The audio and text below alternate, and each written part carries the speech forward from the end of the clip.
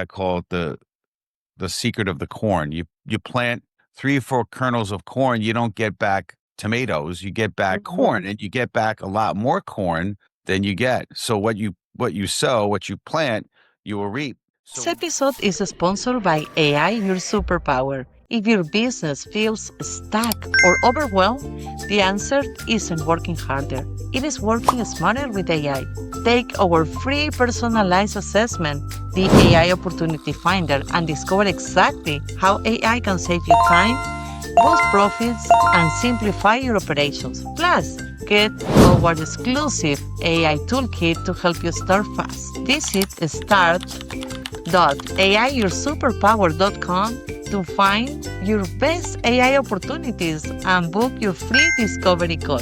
Hello, and welcome back to another episode of Happiness by Habit, where we explore how small intentional habits and a little bit of AI magic can transform your life and work. Today, I am joined by someone who is redefining what it means to connect in a tech-heavy world. He's a fourth-degree black belt, a transformation catalyst, and a speaker who inspires thousands. Steve Spiro, also known as the Master Connector. Steve went from being bullied as a kid and feeling shy and introverted to becoming a top-performing sales pro and a global connector with more than 35,000 contacts. He's a living proof that your greatest weakness can become your greatest superpower. We're going to talk how to build meaningful relationships, grow your network with heart, and yes, how AI plays a surprising role in it. Steve, welcome to the show. Thank you, Silvana. What's going on, everyone? Steve Spiro, the Master Connector, coming at you live and direct. Good to see you. Oh, I love it. Well, you have a beautiful, amazing story, Steve. Really inspiring. You've got this incredible story, bully as a kid. That's really, I guess some people can relate to that, and that can be very difficult, no? But you were introverted and even learning disabled. Yet today you're known as the Master Connector. Can you take us back to the moment you realized connection was your superpower? Yeah, I appreciate that. Yeah, it's been a crazy journey, and I'm preparing for my TEDx talk, which is exciting and kind of fresh in the memories of all that as I'm kind of working on this talk here. But yeah, I was bullied, like you said. I was the last person I thought I would ever succeed. But one of the things, because my family was broke, my parents got divorced early on, I was pretty driven. I didn't want to have the, struggled lifestyle like I saw my family go through, and was driven to succeed, wound up going into the advertising industry, went to high school and college for that. I couldn't get a job, so I started a company, and then I wound up doing really well in advertising and marketing, and then eventually pivoted over, as you said, into sales. So before that happened, I had been introduced to an incredibly successful entrepreneur who took me under his wing and, got me on a path of self-development and challenged me to meet 3 strangers every day. And that was the pivotal point, because the last thing an introvert is ever going to think about doing is meet strangers. And let alone if you're in New York, which is where I spent most of my life. I'm outside of New York now in Connecticut. But still, I mean, you talk to strangers in the New York area, you feel like you'll risk getting shot, kidnapped, or killed. But I did it and I still do it to this day, and started growing a massive network. And what happened is, I think it really shifted big time. I think a lot of it was a mechanical thing until COVID hit. And when COVID hit, when the lockdown happened, I wound up having, I don't know, maybe 6 phone calls, or not Zoom calls, mostly Zoom calls a day with people that I had met through LinkedIn or whatever. And I started to see something happening. I was finding people, as I was sharing my story and hearing theirs, people were breaking down. Some of them were tearing up, crying. People were telling me, Steve, I'm telling you things I've never told anyone in my entire life. I don't know what it is, but I feel comfortable talking to you. And I learned that by being vulnerable, sharing those insecurities and vulnerabilities, telling them about some of my challenges and journeys early on, and it opened people up. They broke the connection. It broke the barrier and created real human connection. And I also started to feel like, I really want to help people. So my heart changed and I became others focused. One of my favorite books is Bob Berg and John David Mann's book, The Go-Giver. started to say, I'm going to look at helping other people, adding value, looking to be to serve in some way.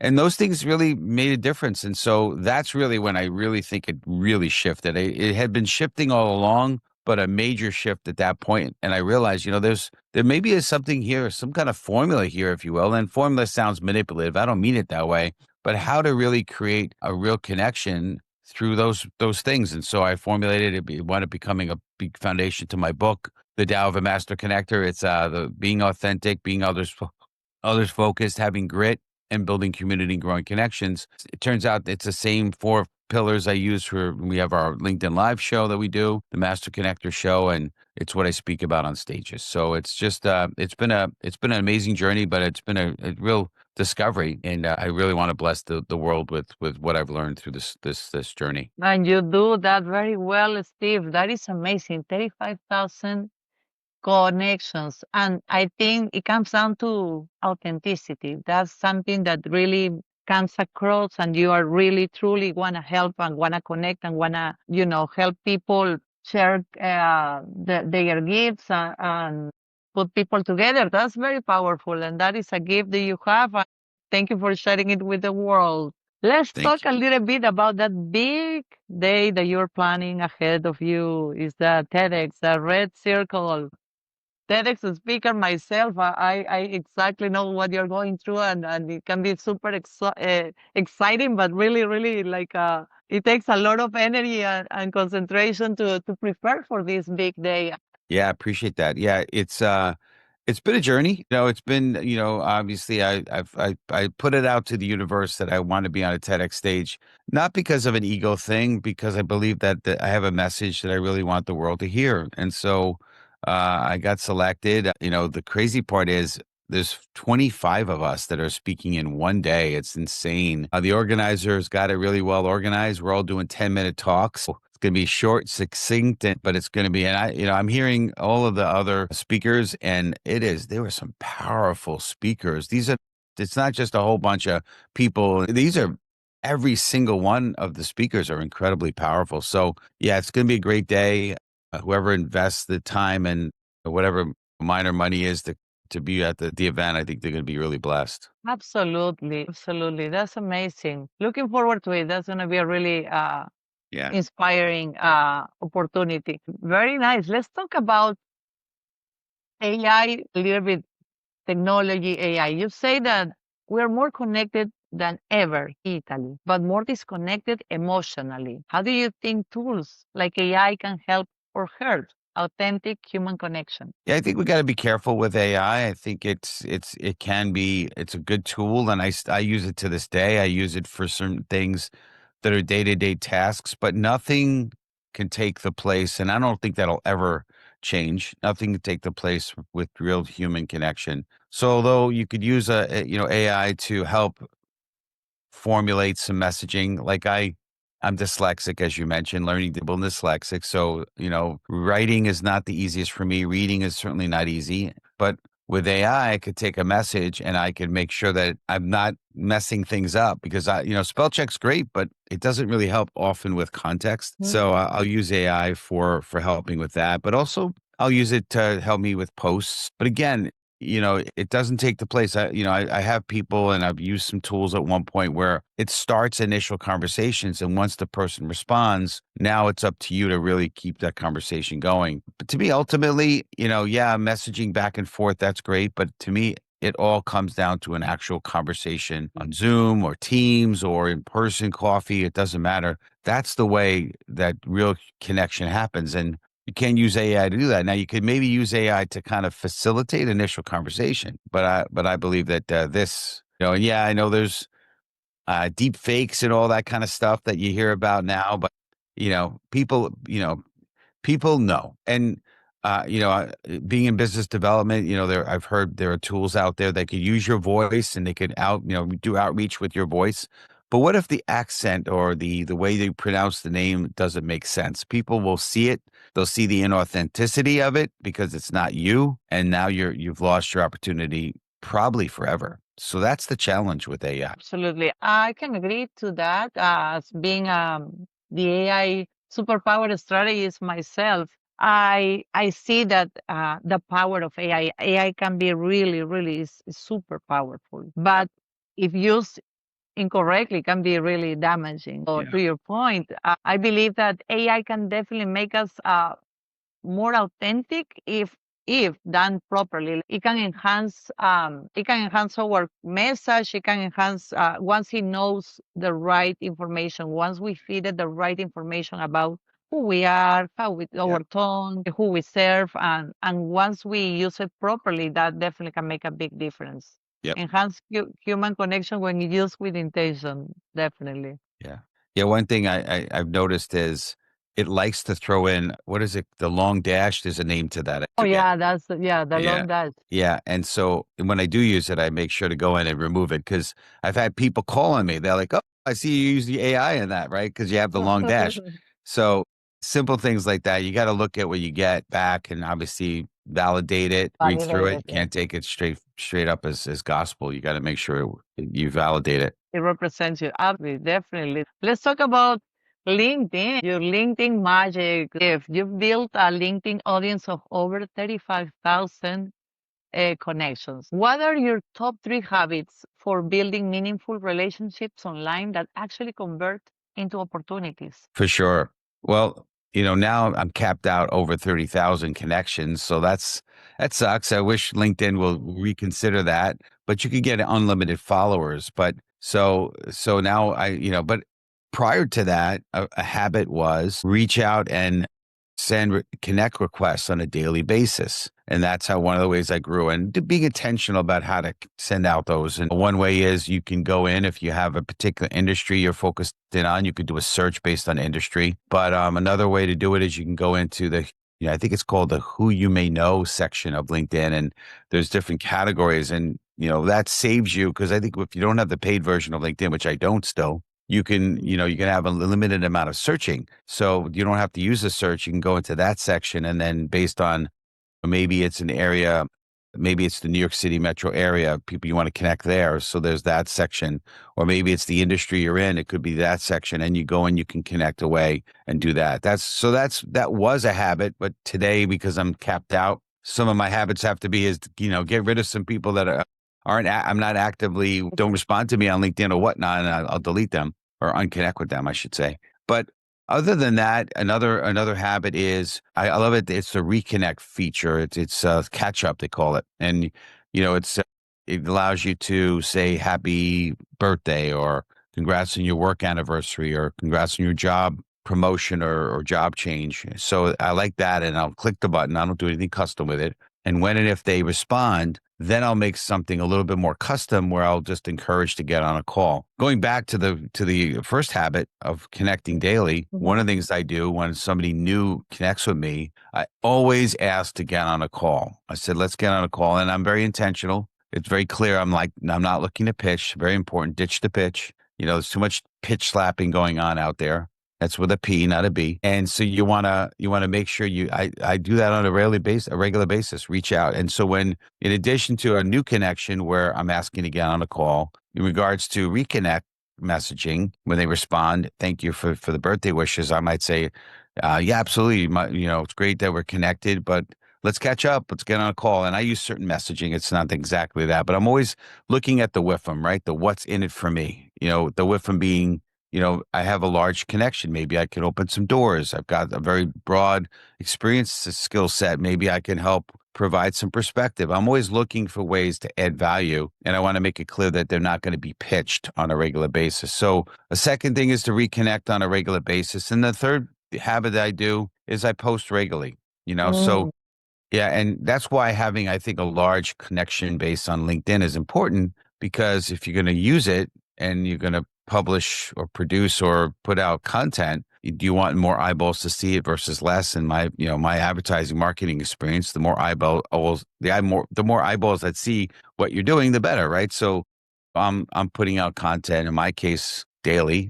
I'm not suggesting you need to do that, but that's what I do. I do put out a post daily, and in addition to that, I'm doing my LinkedIn Live, which puts out content on a weekly basis. So I believe it's important to put out content so people get a sense of who you are and they know what you're about. And again, that content needs to be add value based, not pitch based. And that can make a big difference. I can attest from the other side because we connected and you sent me a message and we jumped on a call and it was See? really nice. I enjoy it. And now you're here on my podcast. I'll be a guest on yours and I'll see you in on your TEDx and more beautiful things are coming up from this little engagement. So definitely I can attest to that amazing process you have going on. And also, I would like to add that the bring value part is very crucial because if you come from a place where you want to give value, give instead of taking, instead of pitching, because a lot of times,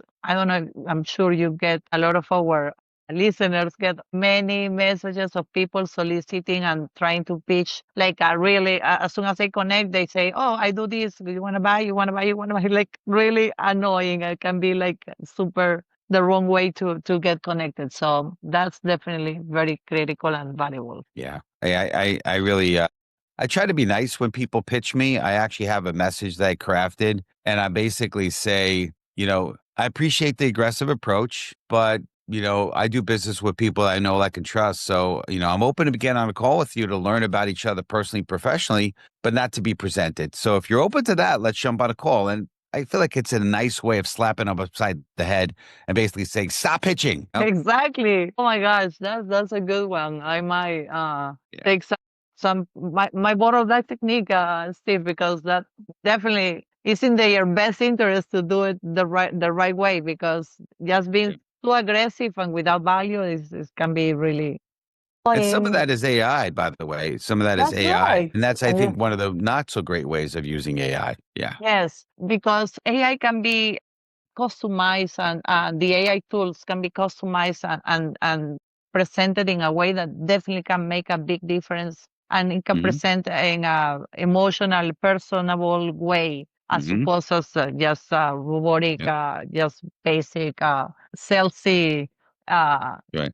presentation instead. Exactly. Yeah.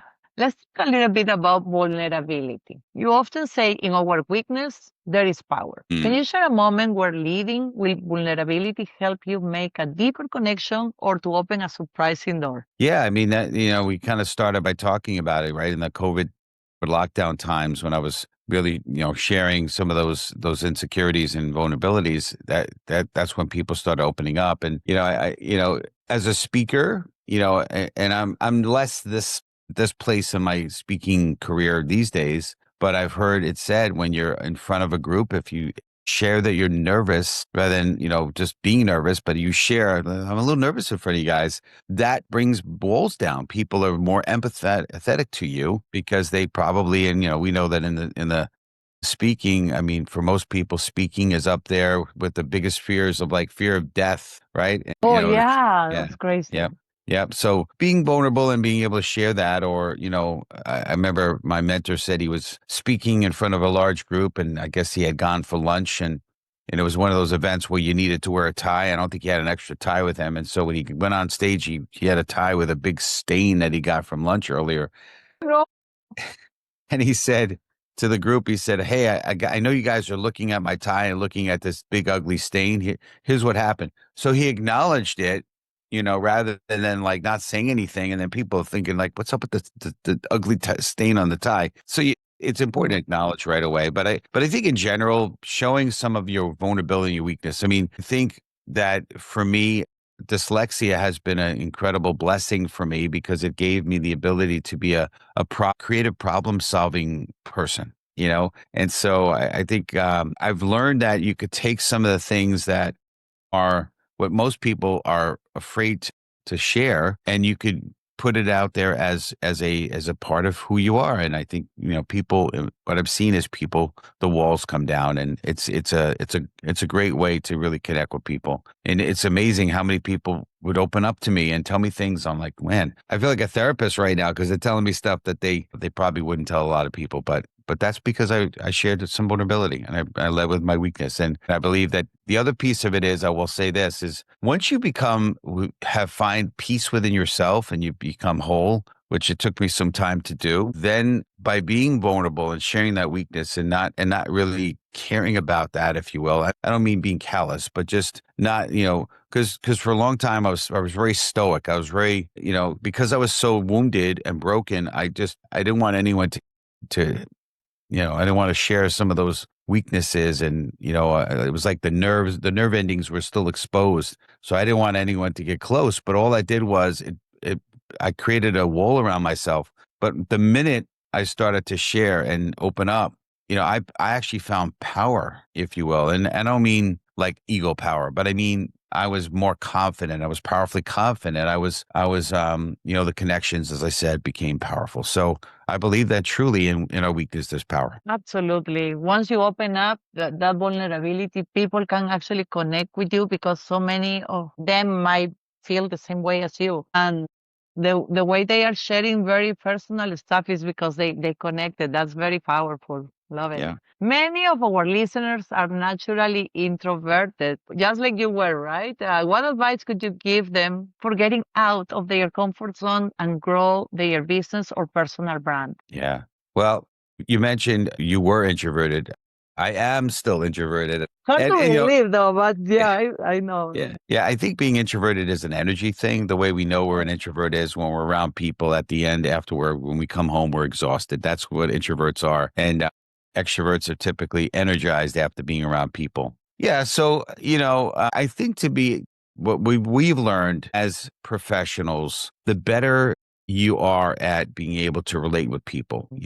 Dale Carnegie, How to Win Friends and Influence People is a great book that has had a lot of influence on me. But I think if you have the ability to relate with people, I think that's why you see a lot of people thriving now. And, there are roles that in the customer engineers, I think there's another name to it, where they have a techie background, but they're able to relate really well with the potential client. And those roles are thriving now because people don't want to talk to engineer types that are really smart, but their language is like so unrelatable. People just get lost. So if you can have that ability to be able to really connect and relate with people, it helps. It's going to help your career. It's going to help you you'll see that you'll grow, maybe get promotions, or your business will thrive. I remember there was a story. I think it was the book Think and Grow Rich with Napoleon Hill, and it might have been Andrew Carnegie. He hired the person who wasn't incredible at the technology or the line of work that he was in, but he was really good with people. And he got promoted and he got hired. And I think he was, at the time, it was like $1 million salary, which is probably the equivalent of like, close to $1 billion salary. Crazy back then. Because he was really good with people. Super, super important. I mean, listen, I grew up, feeling like this world would be great if it wasn't for people. I, but I do see now the value of having relationships and being able to be good with people. It's unavoidable. Oh, yes, absolutely. Agree 100%. I love your talk about shifting from me to we.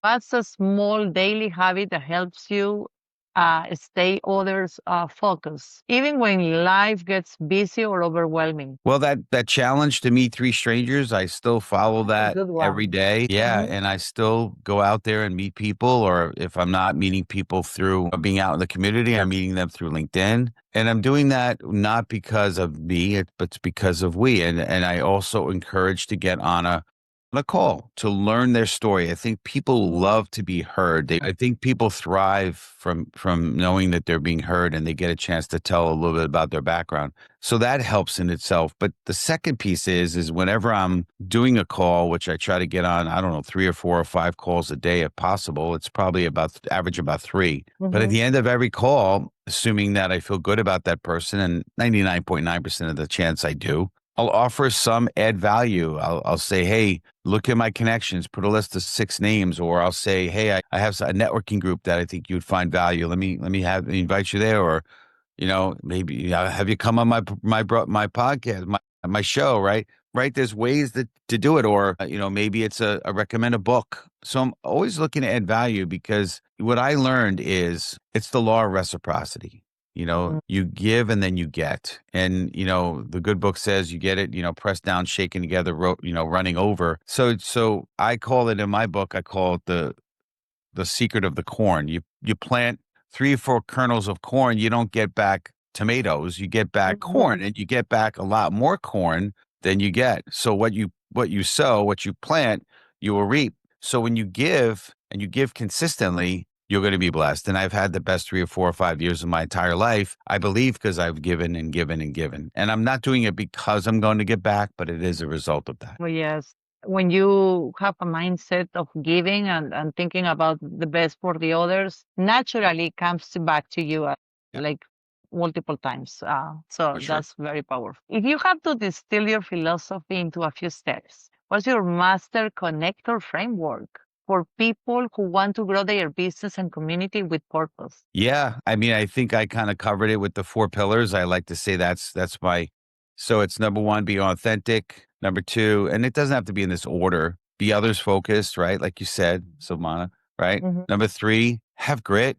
You got to break through, all the challenges, the struggles. And then number 4, build community and growing connections and just continue to grow. And yeah, and it's also a heart thing. So just make sure your heart is to give and not to just get. I know one of the pillars is be others focused, but you got to do that with your heart. You can't just do it as a technique. You got to do it with your heart. Absolutely. And it shows when you do it really from your heart and without expecting other things to happen, then definitely makes a Sure. difference.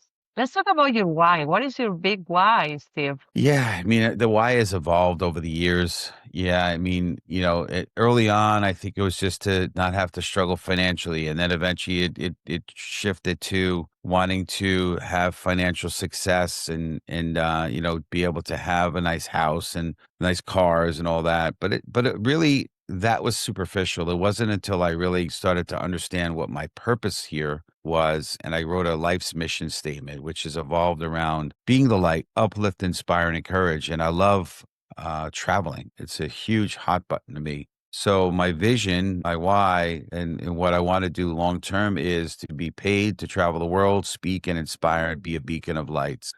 So it's kind of taking that speaking, which is a way that I can really contribute and bless the world and be others focused and go travel and experience the world, and that's really where I see the future for myself and my family. I love it, Steve. Very nice. So I'm sure you inspired a lot of people with this conversation. And if people want to follow you, where can they contact you? Where can they find you? I'm big on LinkedIn. If you type in Steve Spiro, you're going to see Master Connector right at the very top. Most of the time, that's the first name that shows up. But if not, stevespiro.com is a great way to get me. If you want to hire me as a speaker, go to my speaker website, which is master-connector.com. So master with the little dash, connector.com. We have our show. So the Master Connector show, which Silvana, you'll be on, which I'm excited to have you on. And it's masterconnector.show if you want to learn more about the show. We're restarting in January because the next 2 Wednesdays are going to be, we're the holidays. So we're Right. excited.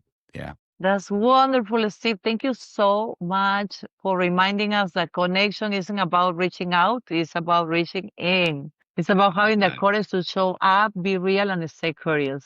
I know our audience is walking away with practical tools and renewed hope, and that even in a digital world, heart centered relationships matter more than ever. To our listeners, if this episode inspired you, please share it with a friend, post a takeaway on LinkedIn or DM me on Instagram. And do not forget, happiness is a habit and so is connection. Thank you so much. Bye bye.